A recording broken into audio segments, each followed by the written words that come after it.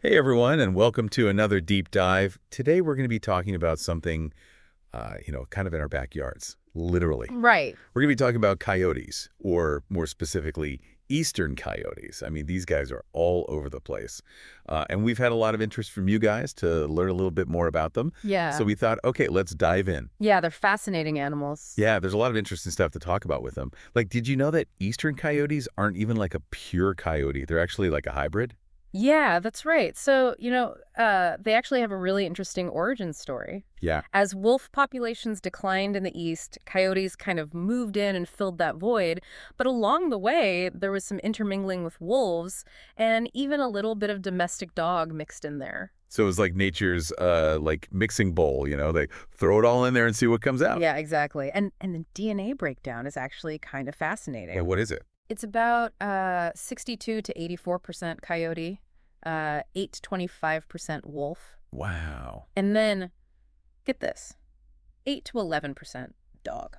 Whoa, there's dog in there. Yeah. That's wild. That's a very interesting mix. But what does that actually mean for them? Like, what are the implications of that? Right. Well, I think that's kind of where it gets really interesting, right? Right. Because this kind of hybrid vigor gives them an edge. It's allowed them to be a little bit larger. Yeah. Sometimes reaching upwards of 60 pounds, which is pretty big compared to some of their Western counterparts. That's huge. Yeah, it is. And not only that, but it's also made them a little bit more versatile as well.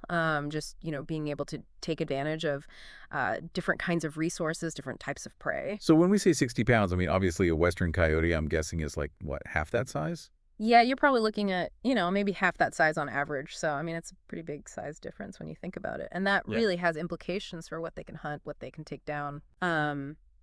Their size allows them to go after bigger prey like deer, which Western coyotes rarely do. So they're like the apex predator in a lot of these areas. Yeah, exactly. They're at the top of the food chain. Wow.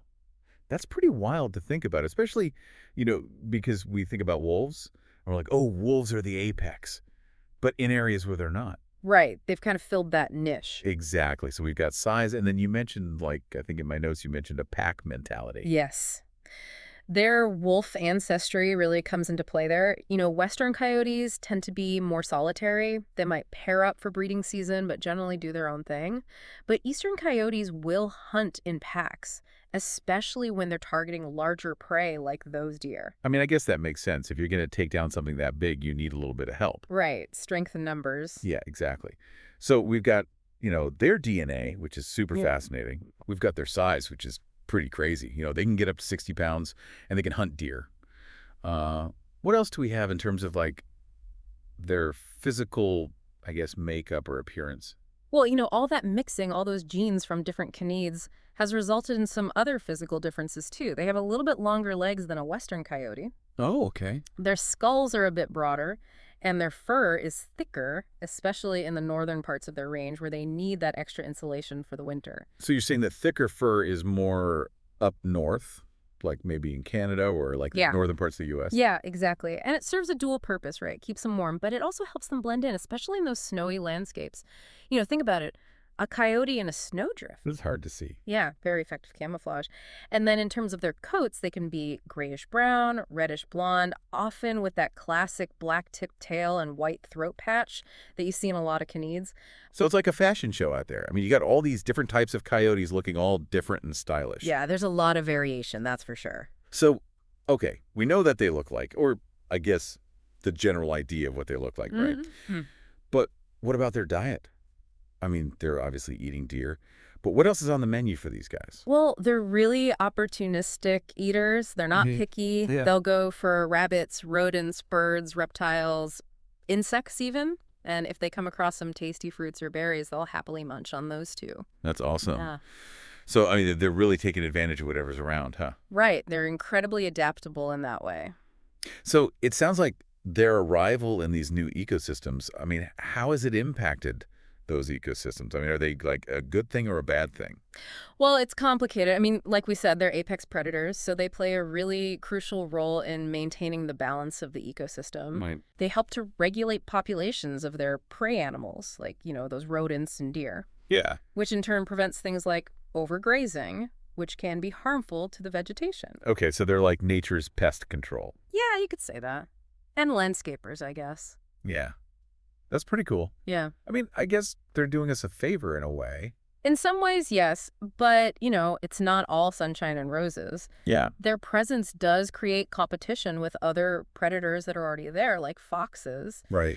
And there are some concerns about their impact on more vulnerable species, like some types of ground nesting birds, which can become prey. Right. So it's like this delicate balance, right? Right, it really is. It's not a simple equation. So let's talk about, I guess, the elephant in the room, Mm-hmm. or should I say the coyote in the backyard. Right.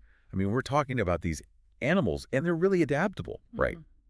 And a lot of people are encountering them more and more, especially as their ranges overlap with, human areas. How is that relationship evolving? Well, it's pretty remarkable how well they've adapted to living alongside humans. They're thriving in suburbs. They're even showing up in cities, Yeah. which, it's both fascinating and a little bit unnerving for some people, I think. Yeah. I mean, we always think of these wild animals, and it's like, oh, they're out there somewhere. Right. But to see them in your backyard, Yeah, in your neighborhood. that's a little freaky for some folks. Yeah. So how can people, I guess, minimize the chance of, having a bad interaction with them? Well, education and responsible behavior are key. Yeah. Just being aware of their presence and taking steps to avoid attracting them can make a big difference. Securing your trash, making sure your pets are supervised, especially at night, Yeah. and, educating yourself about coyote behavior, Right. understanding their habits, their patterns. Right. So it's like, be a good neighbor to them. Exactly. Even if they're a little bit wilder than the neighbors you're used to. I like that. Be a good neighbor, even if they've got, 4 legs and a howl. Well, this has been pretty interesting. Yeah. We've learned a lot about eastern coyotes. I mean, we've learned about their hybrid origins, right? Mm-hmm. So crazy adaptations. And, this role they're playing in these ecosystems, I mean, it's pretty wild to think about. It really is. And I think as they continue to thrive in an ever-changing world, it leaves us with kind of a thought-provoking question. What's that? What will the future hold for humans and eastern coyotes as we continue to navigate this shared space? Ooh, that's a good one. That's a good one to leave folks on. Right. Like something to think about as you're walking around, as you're looking out in your backyard. Exactly. Well, thanks for listening, everyone. And, keep exploring the world of the eastern coyote. You never know what other fascinating discoveries are out there. Right. We'll see you next time. See you next time. Bye. Bye.